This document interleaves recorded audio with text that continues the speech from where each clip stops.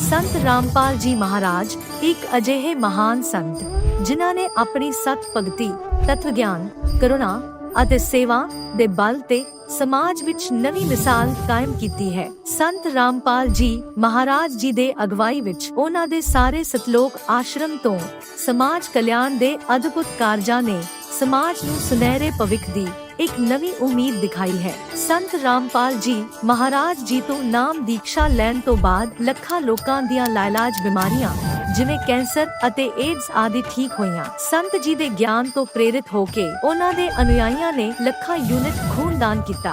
संत जी ने ਲੱਖਾਂ भैण बेटियां दे दहेज मुफ्त विआह करवाए। संत जी ने ਲੱਖਾਂ लोकां दा नशा छुड़ाया, करोड़ां उजड़े परिवार वसे। संत जी दे आश्रमां विच समागमां दे दौरान निशुल्क अखां दा इलाज ਅਤੇ दंदां दा इलाज कीते जांदे हन। संत रामपाल जी महाराज ਵੱਲੋਂ ਸਮੇਂ-ਸਮੇਂ ਤੇ ਵਾਤਾਵਰਣ ਸੰਭਾਲ ਮੁਹਿੰਮ ਦੇ ਤਹਿਤ ਵੱਡੇ ਪੱਧਰ ਤੇ ਰੁੱਖ ਲਗਾਏ ਜਾਂਦੇ ਹਨ। ਸੰਤ ਜੀ ਨੇ ਲੋੜਵੰਦਾਂ ਨੂੰ ਤੁਰੰਤ ਸਹਾਇਤਾ ਪਹੁੰਚਾਉਣ ਲਈ ਮੁਫਤ ਐਂਬੂਲੈਂਸ ਸੇਵਾ ਸ਼ੁਰੂ ਕੀਤੀ। संत जी अपने अनुयायियों ਨੂੰ ਦੇ ਦਾਨ ਲਈ ਪ੍ਰੇਰਿਤ ਕਰਦੇ ਹਨ, ਜਿਸ ਨਾਲ ਮਾਨਵਤਾ ਦੀ ਸੇਵਾ ਅਤੇ ਸਿਹਤ ਸੇਵਾਵਾਂ ਦੇ ਖੇਤਰ ਵਿੱਚ ਸੁਧਾਰ ਹੋ ਸਕੇ। संत रामपाल जी महाराज जी दे सारे आश्रमां विच हर रोज मुफ्त भंडारा आयोजित किया जाता है, जिथे हर धर्म, हर वर्ग ਅਤੇ हर जात दे लोग इकट्ठे बैठ के भोजन करते हैं।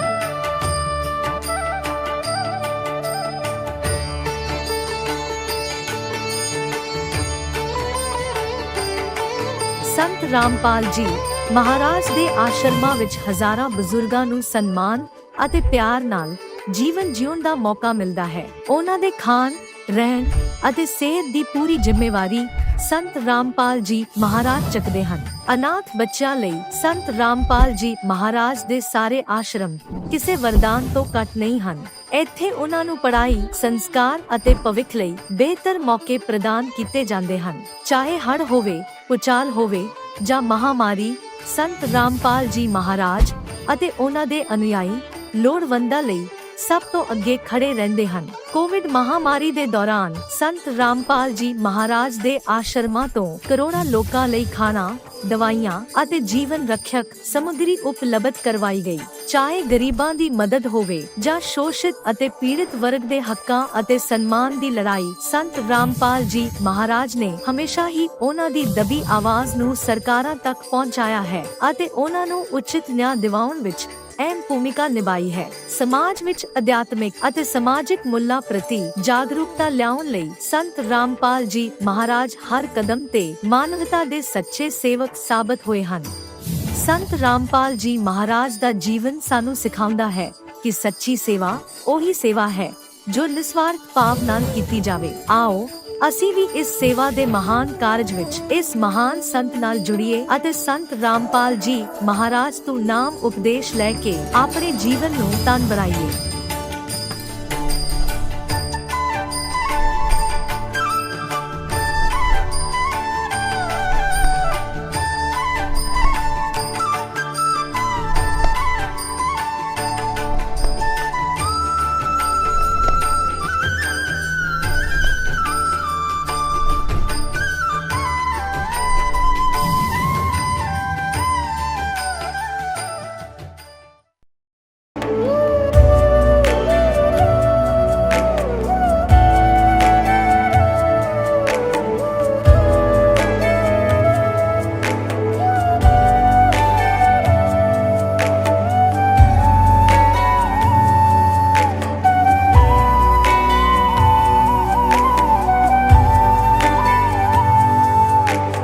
जब लग गुरु मिले न सांचा, तब लग गुरु करो 10 पांचा।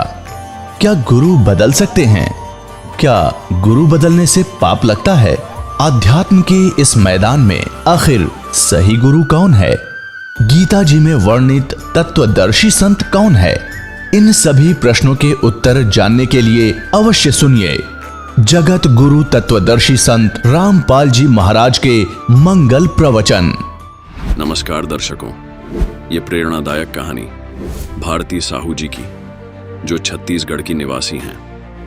उनके जीवन में आया दुख मानो पहाड़ टूटने जैसा था जब उनके पति की दोनों किडनियां खराब हो गईं। डॉक्टरों ने किडनी ट्रांसप्लांट की सलाह दी और इसके लिए 20 लाख रुपए की भारी रकम की जरूरत थी। ऊपर से और भी कई समस्याएं जैसे बादल बनकर मंडरा रही थी। भारती जी के परिवार पर मानो आसमान ही टूट पड़ा था। उन्हें समझ नहीं आ रहा था कि अब क्या करें, कहां से इस खर्चे का इंतजाम हो। समय मानो थम सा गया था। जीवन की गाड़ी उस मोड़ पर खड़ी थी जहां से आगे का रास्ता दिखाई नहीं दे रहा था। पर कहते हैं अंधेरी रात के बाद सवेरा जरूर आता है, और यही हुआ भारती जी के साथ। एक चमत्कार, एक करिश्मा जो उनके जीवन में हुआ और जिसने उनके दुख को वरदान में बदल दिया। आज स्थिति यह है कि न केवल उनके पति का इलाज सही से हो रहा है, बल्कि डायलिसिस का कोई खर्चा भी नहीं हो रहा। ये सब कैसे हुआ? कौन सा ऐसा अनदेखा हाथ था जिसने उनकी मदद की? किस्मत ने कैसी करवट ली कि उनकी जिंदगी के सारे दुख दूर हो गए? आइए सुनते हैं भारती जी से उनके संघर्ष की यह अद्भुत कहानी, उन्हीं की जुबानी। नमस्कार जी। नमस्कार सर। क्या नाम है जी आपका? भारती साहू। भारती जी, आप कहाँ से हैं? ग्राम पलारी, जिला बलौदा बाजार, भाटापाड़ा, छत्तीसगढ़ से। भारती जी संत रामपाल जी महाराज जी से कब जुड़े? 29 दिसंबर 2021। संत रामपाल जी महाराज जी से जुड़ने से पहले आप क्या भक्ति साधनाएं करती थीं? हिंदू धर्म में जितने भी देवी देवता है, शिव जी, विष्णु जी, दुर्गा जी और गणेश जी, और मतलब जितने भी देवी देवता हैं, हनुमान जी, सबकी भक्ति करते थे। तो फिर क्या कारण बना कि आप संत रामपाल जी महाराज जी की शरण में आईं? पहले तो मतलब पता ही नहीं था गुरु जी, मतलब संत रामपाल जी महाराज के बारे में। हस्बैंड का जब तबीयत खराब हुआ तो एक हमारे रिश्तेदार मतलब है जो मतलब संत रामपाल जी महाराज जी से गुरु दीक्षा प्राप्त किए हैं। उन्होंने मतलब बताया कि एक मतलब परमात्मा धरती पर आए हुए हैं, उनसे नाम दीक्षा लेकर के मतलब अपना जो स्थिति है वो सुधर सकती है। तो मतलब पहले तो हमारी मतलब सासू माँ ने आकर के नाम दीक्षा लिया। उसके बाद जब हमको मतलब बताए तो हम लोग पहले उनका मतलब विरोध करते थे कि हमको मतलब इतना सारा मतलब हर चीज़ का भक्ति किए हैं, कोई लाभ नहीं मिल रहा है, तो इसमें क्या मतलब लाभ होगा, ऐसा है करके हम लोग पहले मतलब उनका विरोध करते थे। उसके बाद जब सासू माँ ने संत रामपाल जी महाराज जी से नाम दीक्षा ले लिया, उसके बाद हम लोगों को बोले कि मतलब आप लोग भी सत्संग सुना करो करके।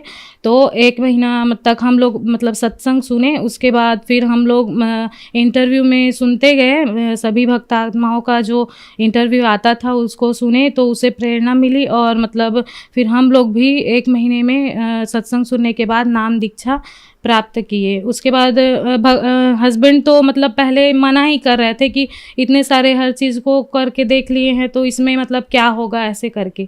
उसके बाद जब मैं मतलब बोलते गई और उनके भी मन में आया, फिर वो भी मतलब मान गए। फिर हम दोनों जा कर के फिर नाम दीक्षा प्राप्त किए। संत रामपाल जी महाराज जी से जुड़ने के बाद आपको क्या लाभ मिले?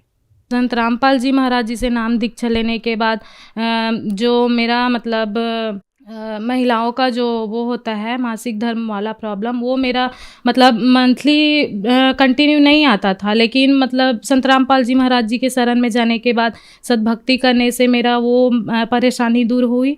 और हस्बैंड का जो है मतलब वो किडनी की बीमारी बताए हैं, और किडनी की बीमारी में ऐसे होता है कि जब तक ट्रांसप्लांट ना कराओ तब तक मतलब अगर डायलिसिस हो गया है तो डायलिसिस मतलब ज़िंदगी भर चलेगा बोलते हैं, मतलब डॉक्टर लोगों ने बताया है।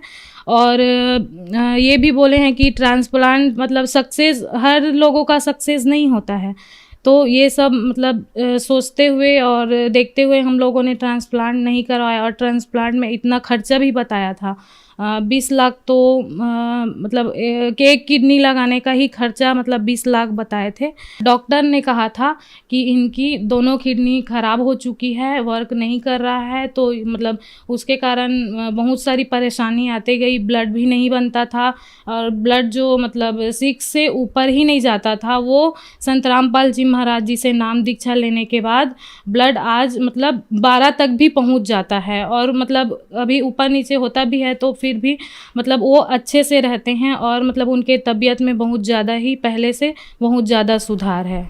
जैसा कि आपने बताया कि डॉक्टर्स ने आपको बता दिया था कि आपके हस्बैंड की दोनों किडनियां खराब हैं, ट्रांसप्लांट होगा और एक किडनी के 20 लाख रुपए लगेंगे।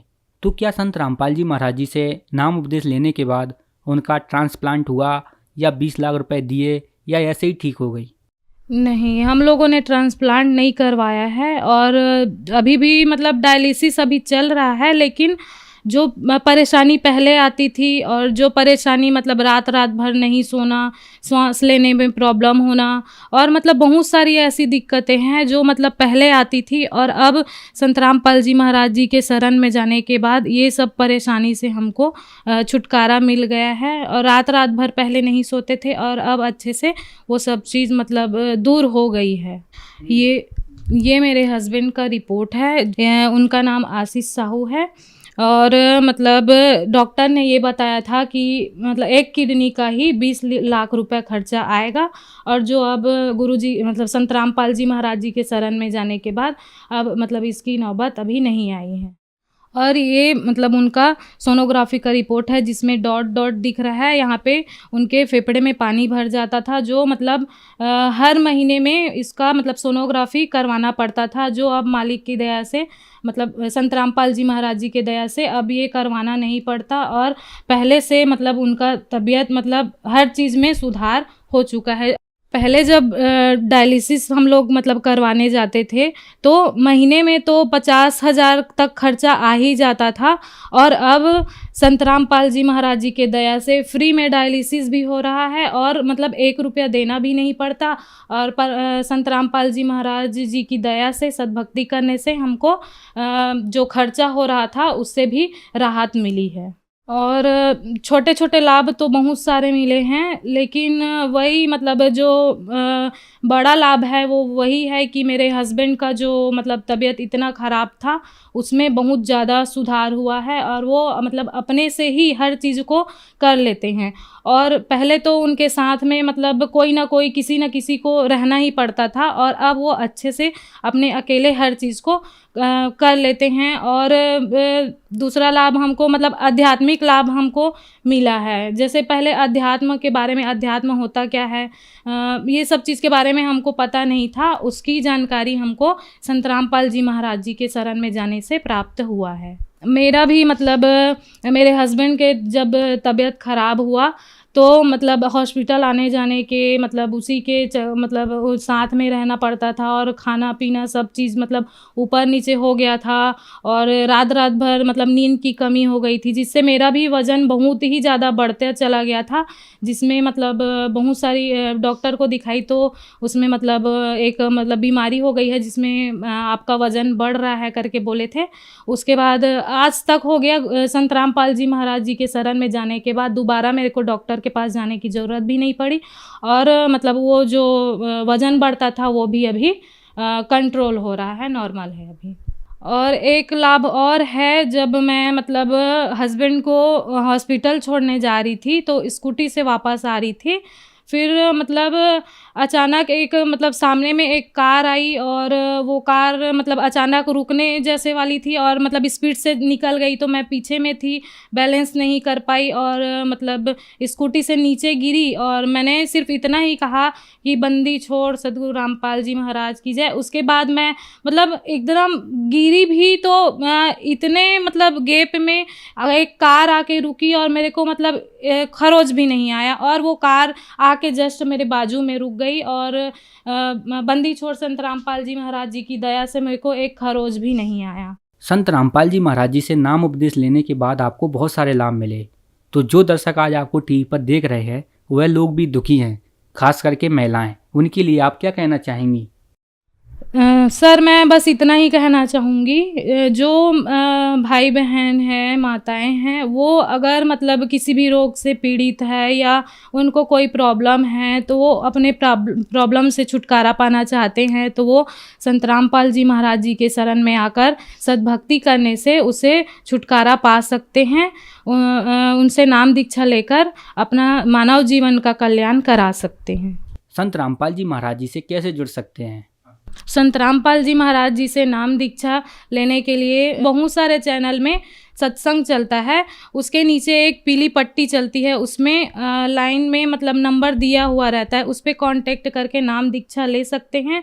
और संत रामपाल जी महाराज जी की दया से हर जिले में नामदान केंद्र खुला हुआ है, वहाँ पर भी जा कर के नाम दीक्षा प्राप्त कर सकते हैं। धन्यवाद जी। धन्यवाद सर। अब जगत गुरु तत्वदर्शी संत रामपाल जी महाराज जी के सत्संग के माध्यम से उस अद्वितीय आध्यात्मिक ज्ञान के बारे में जानते हैं जिसके माध्यम से आप भी प्राप्त कर सकते हैं ऐसे आध्यात्मिक, मानसिक और भौतिक सुख जो अभी तक आपने सिर्फ मीराबाई, ध्रुव, प्रहलाद जैसे कुछ ही भक्तों की जीवन कथा में सुने होंगे। अब सुनिए तत्वदर्शी संत के संग शास्त्र अनुकूल भक्ति सत्संग, ऐसा अद्वितीय आध्यात्मिक ज्ञान जिसका है सर्वधर्मों के पवित्र शास्त्रों में प्रमाण। ये देखिएगा, स वेदवित वह तत्वदर्शी संत है। ये देखिए, ये है पंचदशो अध्याय 15वां अध्याय, मंत्र नंबर 1। ऊर्ध्व मूलम, ऊर्ध्व माने ऊपर, अधः माने नीचे को शाखा, अश्वत्थम माने पीपल का, पीपल रूपी संसार, पीपल रूपी संसार रूपी पीपल का वृक्ष समझो। प्राहु कहा जाता है अव्यम अविनाशी। ऊर्ध्व मूलम अधः शाखम अश्वत्थम प्राहु अव्यम, छंदासी यस्य प्रणानी ये तम वेद स वेदवित। इसका सीधा सा अर्थ है कि ऊपर को जड़, ये संसार रूपी वृक्ष का एक चित्र जानो। ऊपर को जड़ और नीचे को शाखा वाला है, ये संसार रूपी वृक्ष है। और जो संत जड़ से लेकर, मूल से लेकर तना, मोटी डार, शाखा और पत्तों तक बता देगा, स वेदवित, वो तत्वदर्शी संत है। अभी दास ने सत्संग के प्रारंभ में कहा था, तुम साहेब तुम संत हो, तुम सतगुरु तुम हंस, गरीब दास तेरे रूप बिना और न दूजा अंश। रामानंद जी ने कहा था कि हे परमात्मा, तुम साहेब तुम भगवान हो, तुम साहेब तुम संत, और तुम सतगुरु तुम हंस हो। सतगुरु माने तत्व ज्ञान, यथार्थ ज्ञान बताने वाले भी आप ही हो। तो उस परमात्मा ने, सच्चिदानंद घन ब्रह्म ने अपनी अमृतवाणी में इन सभी सदग्रंथों का ज्ञान पहले ही बोल रखा है। सतगुरु के लक्षण कहूँ मधुरे बैन विनोद, 4 वेद 60 शास्त्र वो कहे 18 बोध।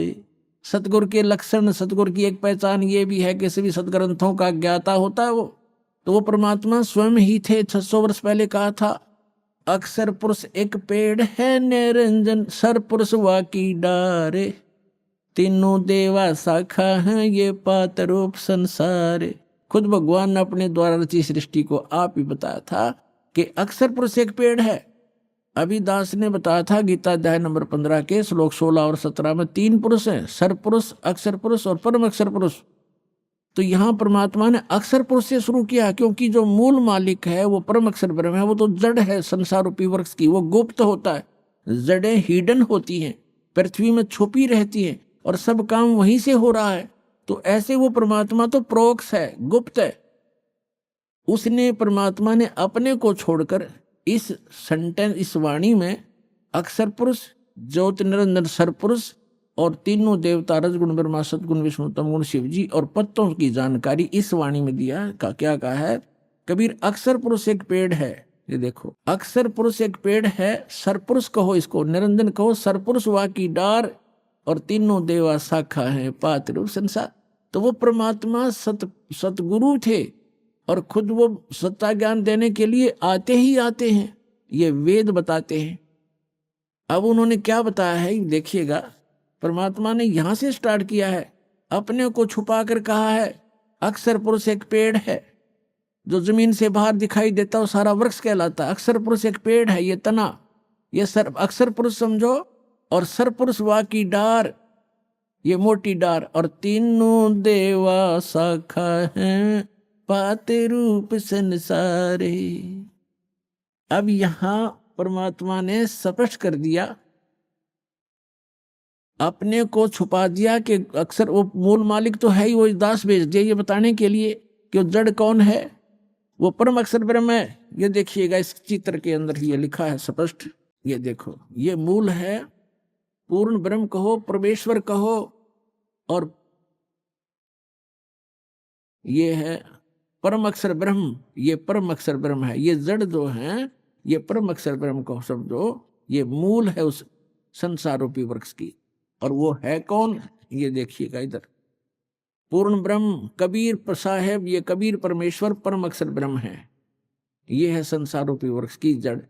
और ये अक्षर पुरुष एक पेड़ है, सरपुरुष वा की डार, और तीनों देवा शाखा है ये पात्र। अब हम आते हैं श्रीमद् भगवद गीता के अध्याय नंबर 15 के श्लोक नंबर 1 पर। ऊर्ध्व मूलम अधः शाखम। गीता ज्ञान दाता ने केवल इतना बताया है, ऊपर को जड़, नीचे न शाखा वाला ये संसार रूपी उल्टा लटका हुआ संसार रूपी वृक्ष समझो, पीपल का वृक्ष रूप। और छंदासी यस्य प्रणानी, यस्य माने इसके, छंद माने विभागों को, सब भागों को, पार्ट्स को, यह तम वेद, इसके पत्ते आदि जो छंद हैं, इसके विभाग हैं, उनको जो जानता है, उस अज्ञान अंधकार में छपे हुए इस संसार रूपी वृक्ष के सभी विभागों को जो जानता है, स वेदवित, वह वेद के तात्पर्य को जानने वाला है, वो तत्वदर्शी संत है। देखना पंचदशों अध्याय 15वां अध्याय श्रीमद् भगवद गीता का। आदि पुरुष परमेश्वर मूल वाले। अब यहां इन्होंने गड़बड़ कर दिया, यहां तो ठीक लिख दिया, यहां लिख दिया अधः शाखम, ब्रह्मा रूप मुख्य शाखा वाले, ये गलत कर दिया। अधः माने नीचे शाखा वाले लिखना था। अब देखो ये 2 नंबर मंत्र है गीता का 15वें अध्याय का, इसमें अधः 2 बार लिखा है अधः, और इसका अनुवाद इन्होंने किया यहां पर देखो, अधः माने नीचे और अधः माने नीचे। तो यहां शर्मा गए ये, इनका ज्ञान तो था। और ऊर्ध्व माने ऊपर, ऊर्ध्व माने ऊपर, सर्वतर नहीं ऊपर, ऊर्ध्व माने ऊपर, ऊर्ध्वम ऊपर, ऊपर जड़, और नीचे अधः माने नीचे। तो यहां प्रथम मंत्र में 15वें अध्याय का अब यहां लिखना था ऊर्ध्व मूलम, ऊपर को मूल वाला, वो आदि पुरुष परमेश्वर हो तो ठीक है, परम अक्षर ब्रह्म है, ऊपर मूल तो उसकी संसार रूपी वृक्ष की। और अधः शाखम, ये नीचे को शाखा वाला, जैसा भी आपको दिखा था, ये है ये ऊर्ध्व मूलम अधः शाखम। अब गीता ज्ञान दाता ने केवल इतना ज्ञान दिया है कि ऊपर न जड़ और नीचे को शाखा वाला, दैट्स ऑल। ये उल्टा लटका हुआ ये संसार रूपी वृक्ष जानो। अब इस और जो इसके सब विभाग बताएगा सवेदवित, वो तत्वदर्शी संत है। ये देखना अध्याय नंबर 15 का, पंचदशों अध्याय 15वां अध्याय का, और मंत्र नंबर 1। ऊर्ध्व मूलम अधः शाखम अश्वत्थम प्राहु अव्यम छंदासी यस्य प्रणानी ये तम वेद स वेदवित। इसके पत्तों, प्रणानी माने पत्ते, आदि पुरुष परमेश्वर मूल वाले, यह लिखना था नीचे शाखा वाले, ऊपर को जड़ वाला, नीचे शाखा वाला। संसार रूपी पीपल के वृक्ष को अविनाशी कहते हैं। और वेद, छंद माने वेद नहीं होता, छंद माने विभाग भी होता है, छंद, छंदी। अच्छा, छंद जिसके पत्ते कहे गए, इसका अर्थ है।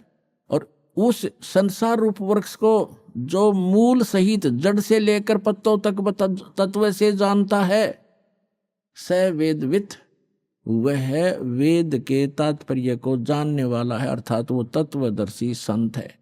यह पहचान बताती है।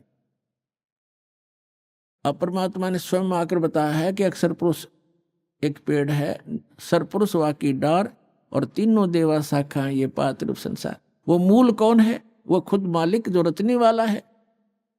तो ये तत्वदर्शी संत अब ये दास है इस पृथ्वी पे, और सब सदग्रंथों से प्रमाणित है कि ये लक्षण होते हैं संत के।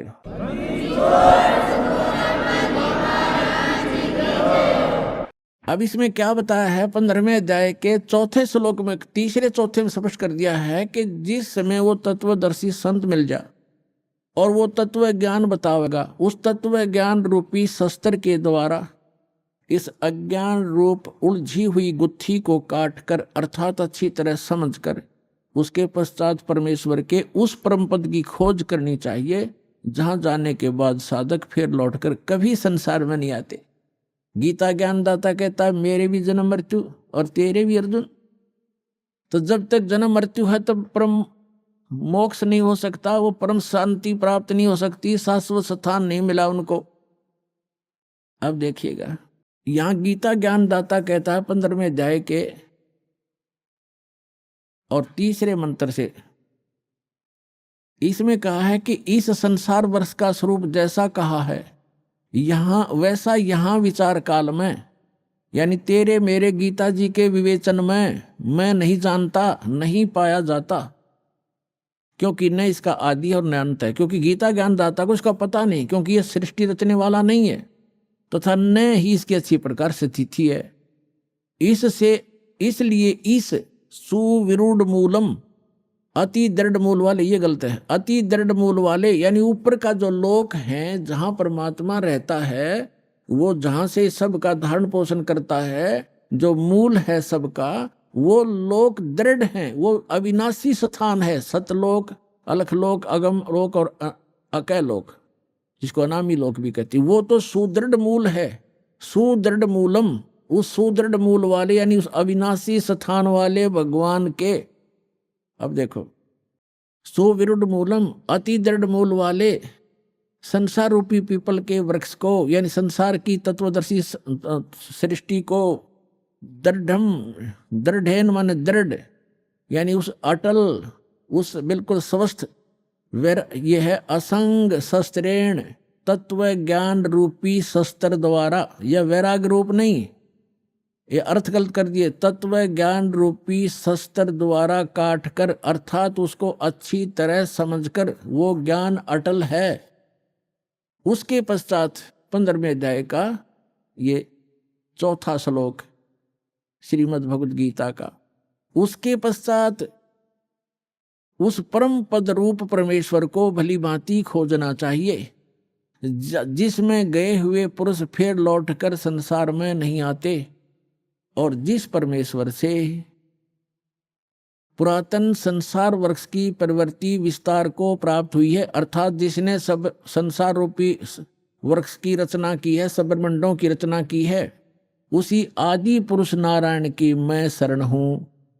ऐसा इस प्रकार दृढ़ निश्चय करके उस परमेश्वर का मनन और निधिध्यासन करना चाहिए। इससे सिद्ध हो गया कि गीता ज्ञान दाता भी अपने से अन्य किसी परम शक्ति ओवरऑल कंट्रोलर, सबके उत्पादक सर्वोत्पादक परमात्मा की भक्ति करने को ही कह रहा है, अपनी भी नहीं कह रहा। पुण्यात्माओं, ये सूक्ष्म वेद को समझाने की एक पंक्ति को आपके हृदय में जचाने के लिए कि 88 नहीं गए और 2400 पर चोखे, 3300 पर तलब है, कोई बकरा कोई भूखे। एक पंक्ति को समझाने के लिए आज 2 घंटे का सत्संग चल रहा है। क्या बताया है कि 88,000 ऋषि भी वहां नहीं पहुंचे। कहां? श्रीमद् भगवद गीता अध्याय नंबर 18 के श्लोक नंबर 62 में कहा कि अर्जुन तू सर्वभाव से उस परमेश्वर की शरण में जा, उसकी कृपा से ही, उस परमेश्वर की कृपा से ही तू परम शांति को और सनातन शाश्वतम स्थानम, उस अमर लोक को प्राप्त होगा, सतलोक को प्राप्त होगा। सत्य माने शाश्वत, सदा रहने वाला। तो शाश्वत स्थान पर जाने के लिए तत्वदर्शी संत की आवश्यकता है। तो उसके लिए कहा है गुरु बिन काहू न पाया ज्ञान, जो थोथा बुछड़े मूड किसाना, गुरु बिन वेद पढ़े जो प्राणी, समझन सार रहे अज्ञानी। अब आज के सत्संग में यही निर्णय किया जा रहा है कि जिन महापुरुष ऋषि महर्षियों को हम बड़े विद्वान और परमात्मा प्राप्त समझा करते थे, वो तो इन विष्णु और शंकर भगवान को समर शक्ति बताते रहे और दुर्गा की भक्ति की साधना बताते रहे और वही भगवान ब्रह्मा और विष्णु और शंकर और देवी को कितना ज्ञान है, ये आपके रूबरू हुआ। तो ये मोक्ष कैसे प्राप्त कर सकते हैं?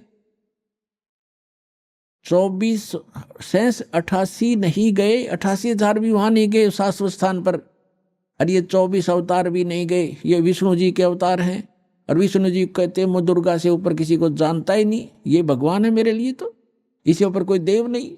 और दुर्गा कह रही है कि ब्रह्म की साधना करो और सब मेरी भी पूजाएं छोड़ दो। उसका ओम नाम है, वो ब्रह्म लोक में रहता है, वहां चले जाओगे तुम्हारा कल्याण हो। और ब्रह्म कहता है कि ब्रह्म लोक में गए हुए प्राणी, गीता अध्याय नंबर 8 के श्लोक नंबर 16 में और गीता अध्याय नंबर 8 के श्लोक नंबर 13 में अपना मंत्र बताता है कि मुझ ब्रह्म का केवल एक ओम मंत्र है। इससे वो परम गति होगी जो ब्रह्म लोक प्राप्ति होगी, वो भी अंतिम सांस तक साधना करने वाले की। और ब्रह्म लोक में गए हुए प्राणी भी जन्म मृत्यु में आते हैं। अब वो खुद कहता है कि उस परमेश्वर की शरण में जा जिसकी कृपा से तू परम शांति को और सनातन परम धाम को प्राप्त होगा। और जहां 15वें अध्याय के 4थे श्लोक में स्पष्ट कर दिया है कि जहां जाने के बाद साधक फिर लौटकर कभी संसार में नहीं आते। और गीता ज्ञानदाता कहता कि मैं भी जन्म मृत्यु हूं और तेरी भी जन्म मृत्यु।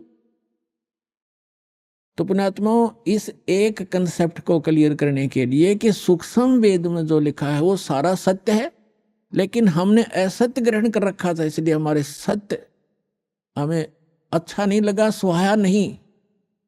उस सत्य को सत्य ग्रहण कराने के लिए आपके हृदय में इसको स्थान बनाने के लिए ये इतना सत्संग करना पड़ रहा है। अब क्या निष्कर्ष निकला? इन जितने भी अज्ञानी हैं, आचार्य हैं, शंकराचार्य हैं, या जितने भी ब्राह्मण गुरु हुए हमारे, या विश्व के जितने आज तक महापुरुष गुरु पद हुए हैं, जिन महापुरुषों को परमात्मा मिले उनको छोड़कर, वो तो आपको मैंने दास ने नाम गिना ही दिए, और कोई एक आधा भूल चूक रहेगी होगी, वो मैं उनसे अपरिचित नहीं हूं, उनको अवश्य मिले होंगे, उनको ज्ञान अवश्य होगा। तो इनके अतिरिक्त किसी के पास यथार्थ ज्ञान नहीं, यथार्थ भक्ति विधि नहीं, तो ये मोक्ष कैसे प्राप्त करेंगे? आज का प्रसंग यही चल रहा है कि गुरु बिन काहु न पाया ज्ञान, जो थोथा भूषण मूड किसाना, गुरु बिन वेद पढ़े जो प्राणी, समझ न सार रहे अज्ञानी। ये सारे ज्ञानी थे। सुर नर मुनि जन 33 करोड़ी, बंदे सभी काल की डोरी। ये 33 करोड़ देवता, ये सुर मुनि ऋषि महर्षि, कहते हैं सारे काल की डोरी का बंध रहे थे। और ये जितने भी आज तक के आचार्य शंकराचार्य हमारे हुए हैं धर्मगुरु, इनसे पूछिएगा कि गीता अध्याय नंबर 18 के श्लोक नंबर 62 में गीता ज्ञानदाता अपने से अन्य किस परमेश्वर की शरण में जाने को कह रहा? तो ये क्या हमें मीठी गोली दिया करते थे? अपने ही बारे में कह रहे हैं श्री कृष्ण ही, श्री कृष्ण से ऊपर कोई भगवान नहीं, स्वयं कृष्ण भगवान, स्वयं भगवान श्री कृष्ण भगवान स्वयं, ये सब कुछ अपने बारे में कह रहे। इनमें अकल है कोई? और आज तक ये हमें मूर्ख बना रहे थे। श्रीमद् भगवद गीता अध्याय नंबर 18 और अंतिम अध्याय है ये। अंतिम अध्याय के ये लास्ट के अंतिम ही मंत्र हैं। श्रीमद् भगवद गीता अध्याय नंबर 18 के श्लोक 61 से लेकर और 66 तक निर्णय हो गया। गीता ज्ञानदाता कहता है कि वो परमात्मा सभी प्राणियों को कर्मानुसार यंत्र के द्वारा, यंत्र की तरह चलाता, घुमाता है। फिर बता 18वें अध्याय के 62वें श्लोक में कि अर्जुन तू सर्वभाव से उस परमेश्वर की शरण में जा, उसकी कृपा से तू, उसी परमेश्वर की कृपा से तू परम शांति को और सनातन परम धाम को प्राप्त होगा। अब पीछे सारा निर्णय दे ही दिया कि मेरा भी जन्म मृत्यु है, तेरा भी जन्म मृत्यु है, मेरी साधना करेगा। 8वें अध्याय के 13वें श्लोक में बता दिया मेरा एक ओम मंत्र है। 8वें अध्याय के प्रथम मंत्र में अर्जुन ने पूछा कि हे भगवान, आपने 7वें अध्याय के 29वें श्लोक में ये कहा है कि मेरे आश्रित होकर, आश्रित का अर्थ है कि मैंने, गीता ज्ञानदाता कहता है कि तत्वदर्शी संत की खोज जो कर लेता है मेरे निर्देशानुसार, चौथे अध्याय के 32 और 34 में बताया, इस ज्ञान को आश्रय कर लेता है, वो जरा मरण मोक्ष से छूट, जरा और मरण, जरा माने वृद्धावस्था, मरण माने मृत्यु, वृद्धावस्था के दुख और मृत्यु के दुख से जो छूटने का प्रयत्न करते हैं वे उस तत्ब्रह्म को जान चुके हैं और सारे अध्यात्म ज्ञान से परिचित हैं और सभी कर्मों से वो परिचित हैं। वही व्यक्ति, वही साधक जरा माने वृद्धावस्था के दुख से, बुढ़ापे के दुख से और मृत्यु के दुख से छूटने का प्रयत्न करते। तो गीता ज्ञानदाता ने, अर्जुन ने पूछा गीता ज्ञानदाता से 8वें अध्याय के प्रथम मंत्र में कि किम तत्ब्रह्म, वो तत्ब्रह्म क्या है ऐसा जिसको जानने के बाद फिर यहाँ संसार की कोई वस्तु की डिमांड नहीं करता या किसी वस्तु की चाह नहीं रहती, केवल जरा और मरण से ही छूटने का प्रयत्न करते हैं। किम तत्ब्रह्म 8वें अध्याय के 3रे श्लोक में उत्तर दिया गीता ज्ञानदाता ने कि वो परम अक्षर ब्रह्म है, गीता ज्ञानदाता से अन्य है। गीता अध्याय नंबर 15 के श्लोक नंबर 16 और 17 में 3 पुरुष हैं। एक सरपुरुष ये ब्रह्म है, अक्षर पुरुष ये परब्रह्म है, जो संसार रूपी वृक्ष का तना है वो अक्षर पुरुष, जिसको परब्रह्म भी कहते हैं। ब्रह्म से नेक्स्ट ब्रह्म, पर माने दूसरा, और सरपुरुष ये ब्रह्म है। इनकी कितनी मलकियत है, कितनी प्रभुता है। यह सरपुरुष जिसको सरब्रह्म भी कहते हैं, संतों ने इसको काल ज्योत स्वरूपी निरंजन भी कहा है। ये केवल 21 ब्रह्मांड का प्रभु है, स्वामी है। और अक्षर पुरुष ये 7 संघ ब्रह्मांड का स्वामी है, केवल इतना ही। और परम अक्षर पुरुष गीता अध्याय नंबर 15 के श्लोक नंबर 16 और 17 में 3 पुरुष हैं। सरपुरुष और अक्षर पुरुष ये तो 16वें श्लोक में बता दिए। और ये भी नाशवान, इनके अंतर्गत जितने प्राणी वो भी नाशवान, उनके भी स्थूल शरीर सबका नाश होता है। जीवात्मा तो सबकी अमर है, गधे कुत्ते की भी अमर है। फिर 17वें श्लोक में गया 15वें अध्याय के कि उत्तम पुरुष है तू अन्य परमात्मा उदाहरत है, ये लोक तरम अविश्य विवर्ती अवैश्वर है। वो उत्तम पुरुष यानी पुरुषोत्तम, वो पुरुषोत्तम तो कोई और है जो तीनों लोकों में प्रवेश करके और सबका धारण पोषण करता है, जो परमात्मा कहलाता है, जो वास्तव में अविनाशी है। गीता ज्ञानदाता कहता है कि वो है पुरुषोत्तम, इन दोनों से अन्य है। अब यहाँ पुण्यात्माओं 15वें अध्याय के 18वें श्लोक में ये विचलित कर देंगे अज्ञानी आपको। ये कहेंगे कि परमात्मा खुद कह रहा गीता ज्ञानदाता कि मैं लोक वेद में पुरुषोत्तम प्रसिद्ध हूँ। वो यहाँ ये कहना चाहता है कि मेरे अंतर्गत जितने भी प्राणी आते हैं 21 ब्रह्मांड में, उनसे मैं उत्तम हूँ, उनसे श्रेष्ठ हूँ, उनसे हर तरह से मैं उच्च हूँ, शक्ति में भी उच्च हूँ। जैसे गीता अध्याय नंबर 7 के श्लोक नंबर 1 से लेकर 10 तक ये स्पष्ट कहता है, बलवानों का बल में हूँ, बुद्धिमानों की बुद्धि में हूँ। तो ये जो इसके अंतर्गत है उन पर लागू है। ये कहता है इस लोक वेद में, लोक वेद माने दंत कथा, सुने सुनाए ज्ञान के आधार से जो इस लोक में चल रहा है जो ज्ञान, उसके आधार से मैं पुरुषोत्तम प्रसिद्ध हो रहा हूँ, इसलिए क्योंकि मैं मेरे अंतर्गत जितने प्राणी हैं उन तक श्रेष्ठ हूँ। लेकिन 15वें अध्याय के 17वें श्लोक में इसने स्पष्ट ही कर दिया कि उत्तम पुरुष है तो अन्य, उत्तम पुरुष माने पुरुषोत्तम, वो तो कोई और है। और उसको तत्वदर्शी संत बताएंगे। और वो तीनों लोकों में प्रवेश करके सबका धारण पोषण करता है। वो अविनाशी भगवान है, अपना तो जन्म मृत्यु बताता है और वास्तव में वो परमात्मा कहलाता है। परमात्मा का अर्थ होता है श्रेष्ठ आत्मा, जो दुख नहीं देवा, केवल सुख सुख देता है। तो ये सुख सागर है परमात्मा। कबीर जी अमर पुरुष, सत्य पुरुष, परम अक्षर पुरुष। तो यहां गीता अध्याय नंबर 8 के श्लोक नंबर 5 और 7 में गीता ज्ञानदाता कहता है कि मेरी साधना कर। 8वें अध्याय के 13वें श्लोक में इसने बता दिया मेरा तो ओम अक्षर है, ओम एक अक्षर है, नथिंग एल्स। और इसकी भक्ति करने से ओम से मिलने वाली परम गति मिलेगी। वो क्या मिलेगी? ब्रह्मलोक जाएगा। 8वें अध्याय के 16वें श्लोक में लिखा है ब्रह्मलोक में गए हुए प्राणी भी जन्म मृत्यु में आते हैं। तो ये कहता है कि 8वें अध्याय के 5 और 7 में कि मेरी भक्ति करेगा मुझे प्राप्त होगा, लेकिन युद्ध भी करना पड़ेगा। तो जहां युद्ध है वहां शांति कहां? अब फिर ये बताता 17वें अध्याय के 23वें श्लोक में कहा कि सच्चिदानंद घन ब्रह्म यानी परम अक्षर ब्रह्म के पाने का 3 मंत्र का जाप है। ओम तत्सत। ओम तो सरपुरुष का, तत् और सत ये सांकेतिक, इस दास के अतिरिक्त इस विश्व में किसी के पास ये मंत्र नहीं है। परमात्मा की दास से दास पर रजा हुई है। ये कोड वर्ड है, तत् और सत्य सांकेतिक। तत् है ये सांकेतिक शब्द है, ये अक्षर पुरुष का है, और सत भी सांकेतिक है, ये परम अक्षर पुरुष यानी परम अक्षर ब्रह्म का है। तो यहां स्पष्ट कर दिया कि उस परम अक्षर ब्रह्म के प्राप्ति के लिए 3 मंत्र के जाप की साधना करनी है आपने।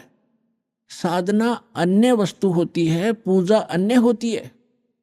जैसे हमारा इष्ट है जल, हमने जल प्राप्त करना, जल का पता लग गया पृथ्वी के अंदर है, तो हैंड पंप लगाना पड़ता है। हैंड पंप ऊपर फिर उसके पाइप बोकी लगाना, फिर ऊपर मशीन लगाना, हैंड पंप, ये सारी जो व्यवस्था है, ये उपकरण प्रयोग करने पड़ेंगे, साधना करनी पड़ेगी हमने उस उपास्य यानी इष्ट को प्राप्त करने के लिए, जल को प्राप्त करने के लिए। ये मंत्र हमारे पूज्य नहीं है, इन मंत्रों से हमें वो पूज्य वस्तु प्राप्त होगी, ये साधना है, ये मजदूरी है हमारी। तो यहाँ अभी तक ये कबीर पंथी यहाँ मार खा गए, इन मंत्रों को इन्होंने अवॉइड कर दिया कि तो काल के मंत्र हैं, ओम भी काल का फलाना। अरे हमने पानी जल प्राप्ति के लिए जो साधना प्रयोग करनी है वो चाहे लोहे की है, तो उस लोहे की वस्तु बिना वो जल ना मिल रहा है। इसी प्रकार ये जो मंत्र हैं ये अभी तक किसी का समझ में नहीं आए थे, उन महापुरुषों ने छोड़कर जिनको भगवान मिले उन्होंने तो स्पष्ट किया है कि वही गुरु पूरा कहा हुआ, 2 अक्षर का भेद बतावे। नानक साहब जी कहते हैं, जय तू पढ़िया पंडित बिन 2 अक्षर 2 नामा, परमति नानक एक लंघाए जय कर सत समावा। 2 अक्षर का तो सतनाम है, एक ये सार नाम है, इनसे हटकर है। ओम और तत् मिलकर सतनाम बनता है 2 अक्षर का। इसकी श्वास और उश्वास से साधना करनी होती है, और सत जो है वो सार नाम है, वो अलग है। इन सब की साधना करनी पड़ती है। 17 में जाके 23वें श्लोक में श्रीमद् भगवद गीता में गीता ज्ञानदाता बता रहा है कि सच्चिदानंद घन ब्रह्म के पाने का केवल ओम तत्सत ये 3 मंत्र के जाप का निर्देश है, नथिंग एल्स, और कोई नहीं। निर्देश माने फाइनल डायरेक्शन, इसके अतिरिक्त कुछ नहीं। अब यहाँ 8वें अध्याय के 5 और 7 में तो अपने विषय में बता दिया कि मेरी साधना करेगा मुझे प्राप्त होगा, लेकिन युद्ध करना पड़ेगा। तो युद्ध करना जहाँ पड़ गया वहाँ शांति कहाँ। फिर 8वें अध्याय के 8, 9, 10 3 मंत्रों में स्पष्ट किया गीता ज्ञानदाता ने कि उस परम अक्षर ब्रह्म की भक्ति करोगे तो उसी के पास जाओगे। उसकी साधना का मंत्र बता ही दिया, वो ओम तत्सत। तत् और सत ये सांकेतिक है, ये खुद नहीं जानता गीता ज्ञानदाता। उसके लिए 4थे अध्याय के 32 और 34 में स्पष्ट कर दिया है मंत्र में कि जो सच्चिदानंद घन ब्रह्म अपने मुख कमल से, परम अक्षर ब्रह्म स्वयं आते हैं यहाँ पर, वो काल पुरुष, और अपने मुख कमल से यथार्थ ज्ञान और यथार्थ भक्ति विधि बताते हैं। उसके अंदर विस्तार से कही गई है वो धार्मिक अनुष्ठानों की जानकारी, यज्ञों की। यज्ञ माने धार्मिक अनुष्ठान, साधनाएं। उसको जानने के बाद साधक फिर पूर्ण मोक्ष प्राप्त कर जाता है। उसके लिए तत्वदर्शी संतों के पास जाने के लिए गीता ज्ञानदाता कहता है। इसे सिद्ध है कि गीता ज्ञानदाता न तो तत्व ज्ञान से परिचित, और तत्व ज्ञान गीता ज्ञानदाता से अन्य है, और वो तत्वदर्शी संत भी अन्य है। तो वो ये दास है, रामपाल दास, आज विश्व में इस तत्व ज्ञान से परिचित।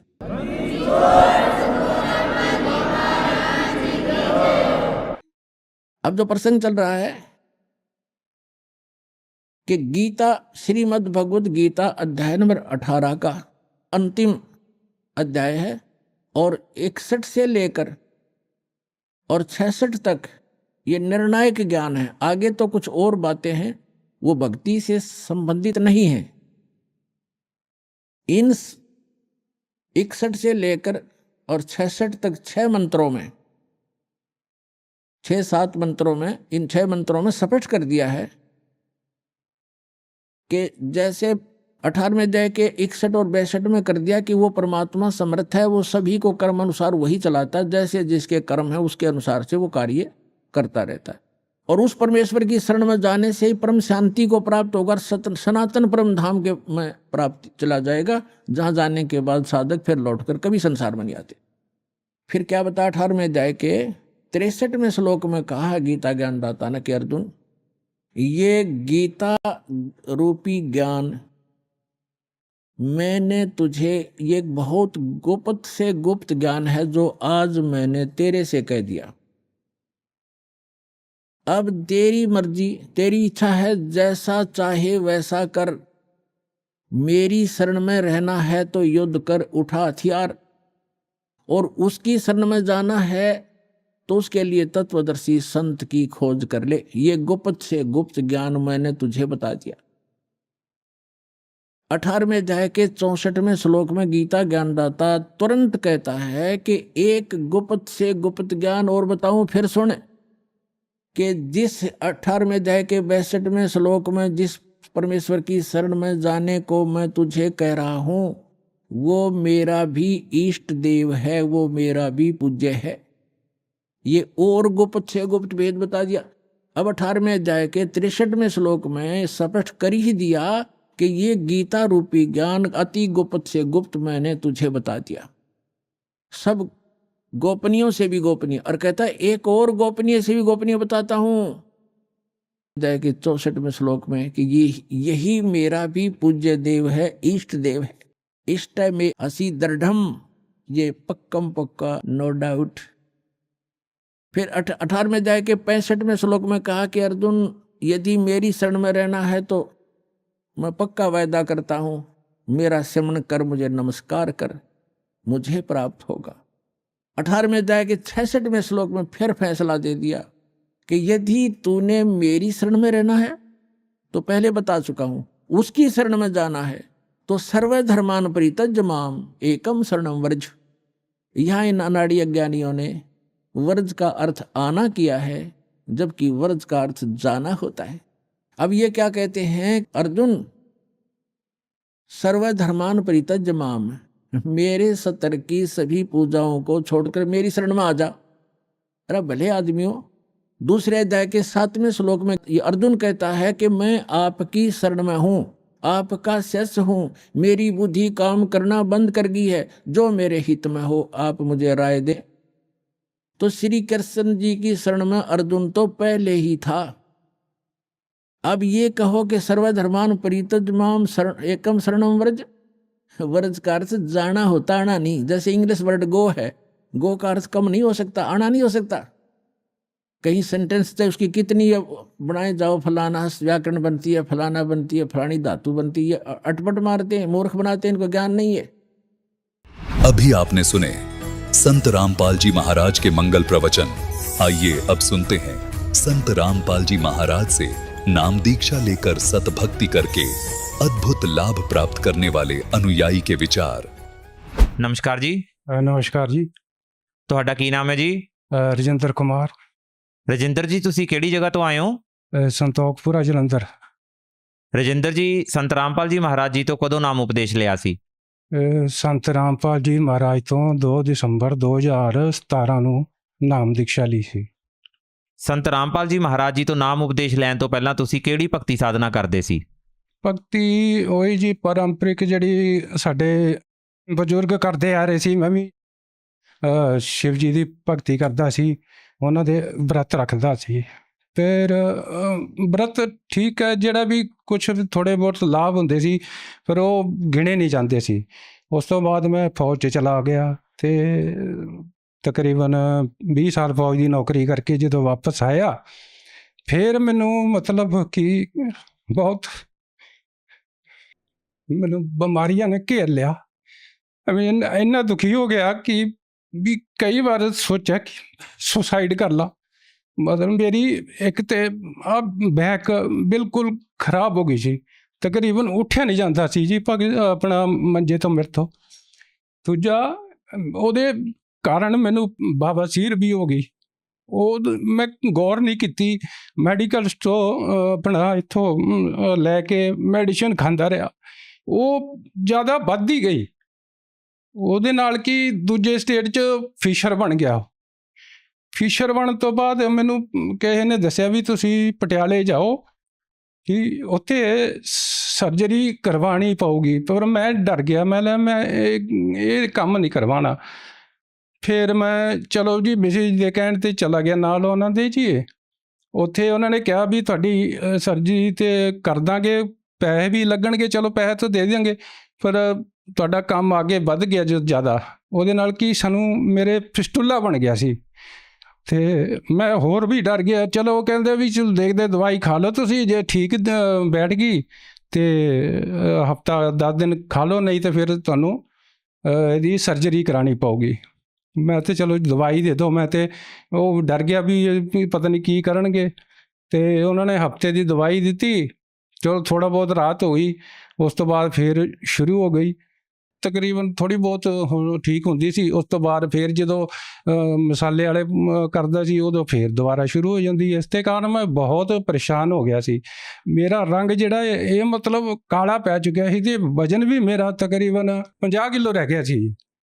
ਮੈਂ ਮਤਲਬ ਜਦੋਂ ਫੌਜ 'ਚ ਵਾਪਸ ਆਇਆ ਸੀ, ਉਦੋਂ ਮੇਰਾ 58-60 ਵੇਟ ਸੀ, ਉਦੋਂ ਮੈਂ 50 ਦਾ ਰਹਿ ਗਿਆ। ਮੇਰੇ ਬੱਚੇ ਬਹੁਤ ਵੀ ਉਹ ਘਬਰਾ ਗਏ। ਫਿਰ ਮੇਰੇ ਬੇਟਾ ਹੈ, ਉਹ ਨਾਮ ਦੀਕਸ਼ਾ ਵੀ ਨਹੀਂ ਲਈ ਸੀ, ਅਸੀਂ ਵੀ ਨਹੀਂ ਅਜੇ ਲਈ ਸੀ। ਉਹਨੂੰ ਪਰਮਾਤਮਾ ਨੇ ਦਰਸ਼ਨ ਦਿੱਤੇ। ਉਹਨੂੰ ਸੁਪਨੇ 'ਚ ਪਰਮਾਤਮਾ ਆਏ, ਕਹਿੰਦਾ ਡੈਡੀ ਵੱਡੀ ਵੱਡੀ ਐਡੀ ਐਡੀ ਦਾੜੀ ਸੀ।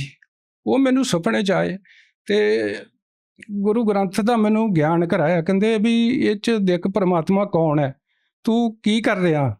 ਉਹ ਮੈਨੂੰ ਉਹਨੇ ਦੱਸਿਆ। ਮੇਰੇ ਤੋਂ ਤਾਂ ਖੈਰ ਉਹ ਜ਼ਿਆਦਾ ਗੱਲ ਨਹੀਂ ਕਰਦਾ ਸੀ, ਉਹ ਥੋੜ੍ਹਾ ਝਿਜਕਦਾ ਸੀ। ਮੰਮੀ ਨੂੰ ਕਿਹਾ ਉਹਨੇ ਵੀ ਮੰਮੀ ਜੀ ਅਸੀਂ ਜਿਹੜੀ ਆਪਣਾ ਭਗਤੀ ਕਰ ਰਹੇ ਹਾਂ ਠੀਕ ਨਹੀਂ ਹੈ।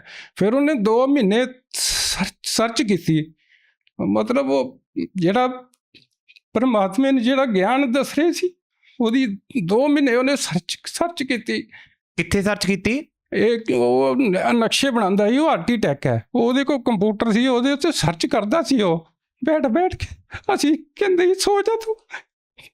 ਉਹ ਕਹਿੰਦਾ ਨਹੀਂ ਡੈਡੀ, ਕਹਿੰਦਾ ਮੈਂ ਇਹ ਪੂਰਾ ਕਹਿੰਦਾ ਮੈਂ ਜਾਣਨਾ ਹੈ ਕਿ ਇਹ ਕੌਣ ਹੈ, ਮੈਨੂੰ ਕੀ ਦਰਸ਼ਨ ਦਿੱਤੇ ਉਹਨਾਂ ਨੇ। ਅਤੇ ਫਿਰ ਉਹ ਤਕਰੀਬਨ ਸਰਚ ਕਰਨ 2 ਮਹੀਨੇ ਬਾਅਦ ਸਰਚ ਕਰਨ ਤੋਂ ਬਾਅਦ ਫਿਰ ਉਹਨਾਂ ਨੇ ਮਤਲਬ ਪੂਰਾ ਉਹਨੂੰ ਜੋ ਗਿਆਨ ਹੋ ਗਿਆ ਨਾ, ਫਿਰ ਉਹਨੇ ਇੱਕ ਦਿਨ ਹੀ ਕਿਹਾ, ਕਹਿੰਦਾ ਡੈਡੀ ਇਹ ਕਹਿੰਦਾ ਪੂਜਾ ਸੂਜਾ ਕੁਝ ਨਹੀਂ ਹੈ, ਕਹਿੰਦਾ ਇਹ ਛੱਡ ਦਿਓ ਤੁਸੀਂ, ਇਹ ਕਹਿੰਦਾ ਤੁਸੀਂ ਬਹਾਓ ਇਹਨਾਂ ਨੂੰ, ਕਹਿੰਦਾ ਦਰਿਆ 'ਚ।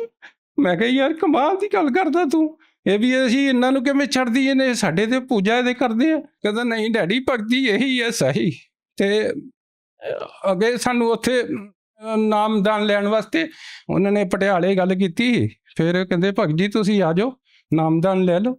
ਫਿਰ ਅਸੀਂ 2 ਦਸੰਬਰ 2017 ਨੂੰ ਪਰਮਾਤਮਾ ਦੇ ਚਰਨਾਂ 'ਚ ਲੱਗੇ। ਸੰਤ ਰਾਮਪਾਲ ਜੀ ਮਹਾਰਾਜ ਜੀ ਤੋਂ ਨਾਮ ਉਪਦੇਸ਼ ਲੈਣ ਤੋਂ ਬਾਅਦ ਤੁਹਾਨੂੰ ਕੀ ਲਾਭ ਪ੍ਰਾਪਤ ਹੋਏ? ਲਾਭ ਤੇ ਪਰਮਾਤਮਾ ਦੇ ਚਰਨ ਤੋਂ ਆਉਣ ਤੋਂ ਬਾਅਦ 4 ਮਹੀਨੇ ਮੈਨੂੰ ਇੰਨੀ ਮਤਲਬ ਉਹ ਇਹ ਮੇਰੀ ਜਿਹੜੀ ਪਿੱਠ ਦੀ ਦਰਦ ਸੀ ਨਾ, ਉਹ ਪਰਮਾਤਮਾ ਨੇ ਪਤਾ ਨਹੀਂ ਕਿੱਥੇ ਗੈਪ ਕਰਤੀ। ਦੂਜਾ ਬਾਬਾ ਸੀਰ ਤੇ ਮੇਰੀ ਪਤਾ ਵੀ ਨਹੀਂ ਚੱਲਿਆ ਵੀ ਹੈ ਮੈਨੂੰ ਸੀ ਵੀ ਕਿ ਨਹੀਂ। ਅਤੇ ਮੈਂ ਮਤਲਬ 1-2 ਕਿਲੋ ਵਜ਼ਨ ਨਹੀਂ ਚੱਕ ਸਕਦਾ ਸੀ। ਉਦੋਂ ਕੀ ਕਣਕ ਲੈ ਰਹੇ ਸੀ ਅਸੀਂ, ਉਹ ਕਣਕ ਸੁਟਾਈ ਮੈਂ ਬੋਰੀ ਚੱਕ ਕੇ ਐਂ ਲਿਆਂਦੀ ਬਾਹਰੋਂ। ਅਤੇ ਕਹਿੰਦਾ ਮੰਮੀ ਨੂੰ, ਕਹਿੰਦਾ ਡੈਡੀ ਦੇਖ, ਮੰਮੀ ਨੂੰ ਕਹਿੰਦਾ ਪਰਮਾਤਮਾ ਉਹਦੇ ਬਹੁਤ ਮੈਨੂੰ ਲਾਭ ਦਿੱਤੇ। ਇੱਕ ਵਾਰੀ ਕੀ ਹੋਇਆ, ਮੈਂ ਮਤਲਬ ਫੌਜ ਤੋਂ ਰਿਟਾਇਰ ਹੋਣ ਤੋਂ ਬਾਅਦ ਡਿਊਟੀ ਕਰਦਾ ਸੀ ਸਿਕਿਉਰਿਟੀ ਗਾਰਡ ਦੀ। ਉੱਥੇ ਮੈਨੂੰ ਕਮਰਾ ਮਿਲਿਆ ਹੋਇਆ ਸੀ। ਉੱਥੇ ਕਮਰੇ 'ਚ ਮੈਂ ਵਰਦੀ ਲਾ ਕੇ ਰੱਖਦਾ ਹੁੰਦਾ ਸੀ, ਅਤੇ ਉੱਪਰ ਛੱਤ 'ਤੇ ਜਿਹੜਾ ਪੱਖਾ ਹੈ ਉਹ ਤਕਰੀਬਨ ਮਤਲਬ ਜੇ ਮੰਜੇ ਤੇ ਚੜ੍ਹ ਕੇ ਨਾ, ਮੈਂ ਜਦੋਂ ਨਾਪਿਆ ਸੀ ਨਾ, ਇਹ ਇੱਥੇ ਆਉਂਦਾ ਸੀ ਉਹਦੇ ਪਰ, ਇੱਥੇ ਜੀ। ਅਤੇ ਉਹ ਦਿਨ ਪਤਾ ਨਹੀਂ ਕੀ ਹੋਇਆ, ਮੈਂ ਕਾਹਦੇ ਵਾਸਤੇ ਚੜ੍ਹ ਗਿਆ ਮੰਜੇ 'ਤੇ, ਪੱਖਾ ਵੀ ਚੱਲ ਰਿਹਾ। ਉਹਦੇ ਚੜ੍ਹਨ ਤੋਂ ਬਾਅਦ ਜਦੋਂ ਮੈਨੂੰ ਇਹਦੇ ਇੱਥੇ ਵੱਜਿਆ ਨਾ ਪਰਾਂ ਦੇ ਵਾਲਾਂ 'ਤੇ, ਮੈਂ ਇੱਕਦਮ ਥੱਲੇ ਜਿਹੇ ਹੋ ਗਿਆ। ਜਦੋਂ ਮੈਂ ਪੱਖਾ ਬੰਦ ਕੇ ਉਹ 4 'ਤੇ ਫਿਰ ਚੜ੍ਹਿਆ, ਉਹ ਜਿਹੜੇ ਪਰ ਸੀ ਨਾ ਮੇਰੇ ਇੱਥੇ ਆ ਰਹੇ ਸੀ। ਪਰਮਾਤਮਾ ਨੇ ਤੇ ਆ ਕਰਤੀ, ਨਹੀਂ ਤੇ ਉਹ ਸਿਰ ਪਾੜ ਦਿੰਦਾ ਮੇਰਾ। ਦੂਜਾ ਦੀ ਆਪਣੇ ਪਰਮਾਤਮਾ ਤੋਂ ਬਾਕੀ ਲਾਭ ਦਿੰਦੇ ਰਹੇ ਸੀ। ਦੂਜੀ ਮੈਨੂੰ ਥੋੜ੍ਹਾ ਬਹੁਤ ਮਗਜਾ ਜਾਂਦਾ ਸੀ। ਮੈਂ ਮਤਲਬ ਕਦੇ ਥੋੜ੍ਹਾ ਬਹੁਤ ਹੋ ਜਾਂਦਾ ਸੀ ਪਰਿਵਾਰ ਦੇ ਵਿੱਚ। ਪਰਮਾਤਮਾ ਨੇ ਦਰਸ਼ਨ ਦਿੱਤੇ ਮੈਨੂੰ 2-3 ਵਾਰੀ ਪਰਮਾਤਮਾ ਨੇ ਦਰਸ਼ਨ ਦਿੱਤੇ। ਤੁਸੀਂ ਪਰਮਾਤਮਾ ਕਿਹਨੂੰ ਕਹਿ ਰਹੇ ਹੋ? ਤਤਵਦਰਸ਼ੀ ਸੰਤ ਰਾਮਪਾਲ ਜੀ ਮਹਾਰਾਜ ਨੂੰ। ਉਹ ਸਾਡੇ ਵਾਸਤੇ ਪਰਮਾਤਮਾ ਹੈ, ਜਿਨ੍ਹਾਂ ਨੇ ਇੰਨਾ ਬਚਾਇਆ ਆਪਣੇ ਬੇਟੇ ਨੂੰ, ਬਿਮਾਰੀ ਦੂਰ ਕੀਤੀ। ਅਤੇ ਉਹ ਰਾਤ ਨੂੰ ਸੁਪਨਾ ਆਇਆ ਕਿ ਜਿਵੇਂ ਇੱਕ ਉਹ ਕੈਲੰਡਰ ਵੀ ਹੈਗਾ, ਉਹ ਮੈਂ ਦੱਸਿਆ ਉਹਨਾਂ ਨੂੰ। ਮੈਂ ਕਿਹਾ ਪਰਮਾਤਮਾ ਦਾ ਕੈਲੰਡਰ ਐਸੇ ਉੱਥੇ ਨਾ ਜਿਵੇਂ ਉਹਦੇ ਬਾਅਦ ਚ ਦੱਸਿਆ ਮੈਂ ਵੀ ਆਹ ਮੈਨੂੰ ਦਿਸੇ ਪਰਮਾਤਮਾ ਨੇ ਆਹ ਦਰਸ਼ਨ ਦਿੱਤੇ, ਬੇਟਾ ਵੀ ਤੂੰ ਆਪਣਾ ਸਹੀ ਭਗਤੀ ਕਰ ਰਿਹਾ, ਤੂੰ ਕਰਦਾ ਰਿਹਾ। ਉਹ ਉੱਥੇ ਸਮੁੰਦਰ, ਜਿਵੇਂ ਸਮੁੰਦਰ ਹੈ ਨਾ ਐ ਖੜੇ ਪਰਮਾਤਮਾ, ਉੱਥੇ ਜਿਵੇਂ ਉਹ ਕੀ ਕਹਿੰਦੇ, ਉਹ ਜਿਹੜੇ ਮਿੱਟੀ ਦੇ ਭੱਠੇ ਨਹੀਂ ਹੁੰਦੇ, ਉਹਨਾਂ 'ਚ ਜਿਹੜੀ ਖਾਈ ਨਹੀਂ ਹੁੰਦੀ ਹੈ, ਉਹ ਜੇ ਖਾਈ ਸੀ ਮਿੱਠੀ ਲਾਲ ਲਾਲ ਮਿੱਟੀ ਸੀ, ਉਹਨਾਂ ਦੇ ਉੱਪਰ ਐ ਪਰਮਾਤਮਾ ਜੀ ਐ ਆਪਣਾ ਉਹ ਖੜੇ ਸੀ ਤੇ ਨਾਲ ਦਰਿਆ ਚੱਲ ਰਿਹਾ ਸੀ। ਤੇ ਮੈਂ ਉੱਥੇ ਭਗਤ ਸਾਰੇ ਜਾ ਕੇ ਪ੍ਰਣਾਮ ਕਰ ਰਹੇ ਸੀ, ਮੈਂ ਵੀ ਪਿੱਛੋਂ ਜਾ ਕੇ ਮੈਂ ਕਿਹਾ ਮੈਨੂੰ ਵੀ ਕਰ ਲੈਣ ਦਿਓ, ਮੈਂ ਵੀ ਪਿੱਛੇ ਰਹਿ ਗਿਆ, ਮੈਨੂੰ ਕਰ ਲੈਣ ਦਿਓ। ਪਰਮਾਤਮਾ ਜਦੋਂ ਚਰਨਾਂ ਨੇ ਹੱਥ ਲਾਇਆ ਨਾ ਪਰਮਾਤਮਾ ਦੇ, ਉਹ ਚਰਨ ਦੇਖੇ ਨਾ ਮੈਂ, ਜਦੋਂ ਮੈਂ ਹੱਥ ਛੂਹਿਆ ਨਾ, ਮੈਂ ਉਹ ਪਰਮਾਤਮਾ ਜਿਵੇਂ ਉਹ ਰੂਈ ਨਹੀਂ ਹੁੰਦੀ ਉਹ ਮੈਨੂੰ ਵਰਗੇ ਲੱਗੇ ਚਰਨ। ਮੈਂ ਸਵੇਰੇ ਆ ਕੇ ਇਹਨਾਂ ਨੂੰ ਡਿਊਟੀ 'ਤੇ ਸੀ, ਮੈਂ ਸਵੇਰੇ ਆ ਕੇ ਕਿਹਾ ਭਗਤਮਤੀ ਨੂੰ, ਮੈਂ ਕਿਹਾ ਇੱਦਾਂ ਇੱਦਾਂ ਮੈਨੂੰ ਪਰਮਾਤਮਾ ਨੇ ਦਰਸ਼ਨ ਦਿੱਤੇ ਤੇ ਚਰਨ ਉਹਨਾਂ ਦੇ ਐਂ ਲੱਗੇ ਜਿਵੇਂ ਰੂਈ ਦੇ ਹੁੰਦੇ। ਤੇ ਉਹ ਜਦੋਂ ਕੈਲੰਡਰ ਇੱਕ ਦਿਨ ਲੈਣ ਗਏ ਅਸੀਂ, ਕੈਲੰਡਰ ਉਹੀ ਕੈਲੰਡਰ ਮੈਨੂੰ ਸਾਹਮਣੇ, ਮੈਂ ਆਹ ਦੇਖੋ ਇਹੀ ਆਪਣਾ ਪਰਮਾਤਮਾ ਨੇ ਦਰਸ਼ਨ ਦਿੱਤੇ ਸੀ ਮੈਨੂੰ। ਉਸ ਤੋਂ ਬਾਅਦ ਫਿਰ ਮੇਰੇ ਜਦੋਂ ਇਹ ਗਰਦਨ 'ਚ ਸਰਵਾਈਕਲ ਹੋ ਗਿਆ ਸੀ ਤੇ ਪਰਮਾਤਮਾ ਨੇ ਫਿਰ ਦਰਸ਼ਨ ਦਿੱਤੇ ਮੈਨੂੰ। ਉੱਥੇ ਜਿਵੇਂ ਪਹਾੜ ਜਿਹੇ ਹੁੰਦੇ ਆ ਪੱਥਰ ਪਾਸੇ, ਕਹਿੰਦਾ ਪੁੱਤ ਪ੍ਰਣਾਮ ਕਰ ਤੂੰ। ਮੈਨੂੰ ਕੋਈ ਘੱਟੋ ਘੱਟ 10 ਪ੍ਰਣਾਮ ਪਰਮਾਤਮਾ ਨੇ ਕਰਾਏ। ਕਹਿੰਦਾ ਬੇਟਾ ਪ੍ਰਣਾਮ ਕਰ, ਠੀਕ ਹੋ ਜਾਣਗਾ, ਪ੍ਰਣਾਮ ਕਰ, ਠੀਕ ਹੋ ਜਾਏਗਾ। ਵੀ ਇਹ ਚਮਤਕਾਰ ਹੋਏ ਜੀ ਸਾਡੇ ਨਾਲ। ਜਿਵੇਂ ਕਿ ਤੁਸੀਂ ਦੱਸਿਆ ਵੀ ਤੁਸੀਂ ਫੌਜ ਦੇ ਵਿੱਚ ਰਹੇ ਹੋ, ਕੀ ਉਸ ਦੌਰਾਨ ਕੋਈ ਨਸ਼ਾ ਵੀ ਕਰਦੇ ਸੀ? ਹਾਂਜੀ, ਫੌਜ 'ਚ ਤੇ ਪਤਾ ਹੀ ਹੈ ਇਹ ਕਿ ਇਹ ਨਸ਼ਾ ਤੇ ਚੱਲਦਾ ਹੀ ਰਹਿੰਦਾ। ਮਤਲਬ ਬੀੜੀ ਵੀ ਪੀ ਲੈਂਦਾ ਸੀ ਤੇ ਕੀ ਕਹਿੰਦੇ ਉਹਨੂੰ ਜਰਦਾ ਵੀ ਖਾ ਲੈਂਦਾ ਸੀ, ਤੇ ਥੋੜ੍ਹਾ ਬਹੁਤ ਡਰਿੰਕ ਕਰਦਾ ਸੀ, ਪਰ ਮਤਲਬ ਜ਼ਿਆਦਾ ਨਹੀਂ ਕਰਦਾ, ਕਿਉਂ ਜ਼ਿਆਦਾ ਮੇਰੇ ਤੋਂ ਉਹ ਨਹੀਂ ਹੁੰਦੀ, ਮੈਨੂੰ ਉਲਟੀ ਆ ਜਾਂਦੇ ਸੀ। ਉਹ ਪਰਮਾਤਮਾ ਦੀ ਸ਼ਰਨ ਤੋਂ ਬਾਅਦ ਮੈਂ ਸਾਰੇ ਪਰਮਾਤਮਾ ਨੇ ਛੁਡਾਤੇ, ਸਾਰੇ ਨਸ਼ੇ ਪੱਤੇ ਤੋਂ ਦੂਰ ਹੋ ਗਿਆ ਜੀ। ਜਿਵੇਂ ਕਿ ਤੁਸੀਂ ਦੱਸਿਆ ਵੀ ਸੰਤ ਰਾਮਪਾਲ ਜੀ ਮਹਾਰਾਜ ਜੀ ਦੀ ਸ਼ਰਨ 'ਚ ਆਉਣ ਤੋਂ ਪਹਿਲਾਂ ਤੁਸੀਂ ਨਸ਼ਾ ਵੀ ਕਰਦੇ ਸੀਗੇ ਤੇ ਤੁਹਾਡੇ ਸਰੀਰਕ ਬਿਮਾਰੀਆਂ ਵੀ ਬਹੁਤ ਸਾਰੀਆਂ ਸੀਗੀਆਂ। ਸੰਤ ਰਾਮਪਾਲ ਜੀ ਮਹਾਰਾਜ ਜੀ ਤੋਂ ਨਾਮ ਉਪਦੇਸ਼ ਲੈਣ ਤੋਂ ਬਾਅਦ ਚੋਂ ਤੁਹਾਡਾ ਨਸ਼ਾ ਪੂਰਨ ਤੌਰ 'ਤੇ ਛੁੱਟ ਗਿਆ, ਤੁਸੀਂ ਸਰੀਰਕ ਬਿਮਾਰੀਆਂ ਤੋਂ ਤੁਹਾਨੂੰ ਛੁਟਕਾਰਾ ਮਿਲ ਗਿਆ ਤੇ ਤੁਸੀਂ ਹੁਣ ਸੁਖੀ ਜੀਵਨ ਜੀ ਰਹੇ ਹੋ। ਭਗਤ ਸਮਾਜ ਨੂੰ ਕੀ ਸੰਦੇਸ਼ ਦੇਣਾ ਚਾਹੁੰਦੇ ਹੋ? ਭਗਤ ਸਮਾਜ ਨੂੰ ਦੇਖੋ ਜੀ, ਪਰਮਾਤਮਾ ਸੰਦੇਸ਼ ਦਾ ਅਸੀਂ ਤੇ ਉਹਨਾਂ ਦੇ ਦਾਸ ਹੈ। ਫਿਰ ਵੀ ਮੈਂ ਦੱਸਣਾ ਚਾਹੁੰਦਾ, ਅੱਜ ਕੱਲ੍ਹ ਪਰਮਾਤਮਾ ਨੇ ਦੇਖੋ ਜੀ ਜਿਹੜਾ ਵੀ ਨਸ਼ਾ ਕਿੰਨਾ ਅੱਜ ਕੱਲ੍ਹ ਵੱਧ ਗਿਆ ਹੈ ਤੇ ਸਾਰੇ ਨਸ਼ੇ ਵੱਲ ਤੁਰਦੇ ਜਾਂਦੇ ਆ। ਮੈਂ ਤੇ ਉਹਨਾਂ ਨੂੰ ਇਹੀ ਕਹਾਂਗਾ ਵੀ ਆਪਣਾ ਪਰਮਾਤਮਾ ਦੀ ਭਗਤੀ ਕਰੋ, ਸੰਤ ਰਾਮਬਾਜ ਜੀ ਦੇ ਮਾਰ ਦੇ ਚਰਨਾਂ 'ਚ ਆ ਕੇ ਉਹਨਾਂ ਤੋਂ ਗਿਆਨ ਸਮਝੋ। ਗਿਆਨ ਗੰਗਾ ਪੁਸਤਕ ਆਉਂਦੀ ਹੈ, ਜਿਹਨੇ ਗਿਰਾ ਪੁਸਤਕ ਹੈ, ਮੰਗਾ ਕੇ ਪੜ੍ਹੋ ਤੇ ਆਪਣੇ ਸਤਿਗੁਰੰਤਾਂ ਨਾਲ ਮਿਲਾਪ ਕਰੋ ਤੇ ਦੇਖੋ ਸੱਚੀ ਭਗਤੀ ਕੀ ਹੈ, ਅਸੀਂ ਕੀ ਕਰ ਰਹੇ ਹਾਂ। ਸੰਤ ਰਾਮਪਾਲ ਜੀ ਮਹਾਰਾਜ ਜੀ ਤੋਂ ਨਾਮ ਉਪਦੇਸ਼ ਕਿਵੇਂ ਲਿਆ ਜਾ ਸਕਦਾ? ਸੰਤ ਰਾਮਪਾਲ ਜੀ ਦੇ ਮਹਾਰਾਜ ਤੋਂ ਅੱਜ ਕੱਲ੍ਹ ਪਰਮਾਤਮਾ ਨੇ ਬਹੁਤ ਦਇਆ ਕਰ ਰੱਖੀ ਹੈ। 500 ਦੇ ਨਾਮਦਾਨ ਸੈਂਟਰ ਖੁੱਲ੍ਹ ਰੱਖੇ ਨੇ। ਕਈ ਚੈਨਲਾਂ 'ਤੇ ਪਰਮਾਤਮਾ ਦਾ ਸੰਦੇਸ਼ ਆਪਣਾ ਸਤਸੰਗ ਆਉਂਦਾ ਹੈ, ਉਹਦੇ ਦੇ ਪਿੱਛੇ ਪੀਲੀ ਪੱਟੀ ਚੱਲਦੀ ਹੈ, ਉਹਦੇ ਦੇ ਨੰਬਰ ਆਉਂਦੇ ਆ। ਉੱਥੇ ਆਪਣਾ ਨਾਮਦਾਨ ਜ਼ਿਲ੍ਹੇ ਤੋਂ ਆਪਣਾ ਕੰਟੈਕਟ ਕਰੋ, ਉੱਥੇ ਤੁਹਾਨੂੰ ਦੱਸ ਦਿੱਤਾ ਜਾਊਗਾ ਵੀ ਜਿਹੜੇ ਜ਼ਿਲ੍ਹੇ ਦੇ ਤੁਸੀਂ ਉੱਥੇ ਨੰਬਰ ਦੇ ਦਿੱਤਾ ਜਾਊਗਾ, ਉੱਥੇ ਜਾ ਕੇ ਪਰਮਾਤਮਾ ਦੇ ਨਾਮ ਦੀਕਸ਼ਾ ਲੈ ਸਕਦੇ ਹੋ। ਜਿਨ੍ਹਾਂ ਕੋਲੇ ਪੈਸੇ ਨਹੀਂ ਹੈਗੇ ਉਹ ਨਾਮ ਉਪਦੇਸ਼ ਕਿਵੇਂ ਲੈ ਸਕਦੇ ਨੇ? ਨਾਮ ਉਪਦੇਸ਼ ਉੱਥੇ ਤੇ ਕੋਈ ਪੈਸਾ ਨਹੀਂ ਲੱਗਦਾ, ਪਰਮਾਤਮਾ ਦਾ ਸਭ ਭੰਡਾਰਾ ਫ੍ਰੀ ਚੱਲਦਾ ਹੈ। ਉੱਥੇ ਤੇ ਰਹਿਣ ਵਾਸਤੇ ਫ੍ਰੀ ਹੈ, ਹੋਰ ਕੀ। ਉੱਥੇ ਦੇਖੋ ਜੀ ਸਰਦੀਆਂ 'ਚ ਤਾਂ ਉੱਥੇ ਗਰਮ ਪਾਣੀ ਦੇ ਨਾਲ ਨਹਾਓ, ਸਾਬਣ ਫ੍ਰੀ ਉੱਥੇ ਪਰਮਾਤਮਾ ਦੇ ਰਹੇ ਨੇ, ਆਪਣਾ ਕੋਲਗੇਟ ਦੇ ਰਹੇ ਨੇ, ਸਾਰਾ ਕੁਝ ਉੱਥੇ ਫ੍ਰੀ ਹੈ, ਕੋਈ ਪੈਸਾ ਜਾਣ ਦੀ ਤੁਹਾਨੂੰ ਲੋੜ ਨਹੀਂ। ਸਿਰਫ ਇੱਕ ਆਪਣਾ ਕਿਰਾਇਆ ਲੈ ਕੇ ਜਾਓ, ਬਸ ਆਪਣਾ ਪਰਮਾਤਮਾ ਦਇਆ ਕਰਦੇ ਨੇ। ਬਹੁਤ ਬਹੁਤ ਧੰਨਵਾਦ ਜੀ। ਅੱਛਾ ਜੀ।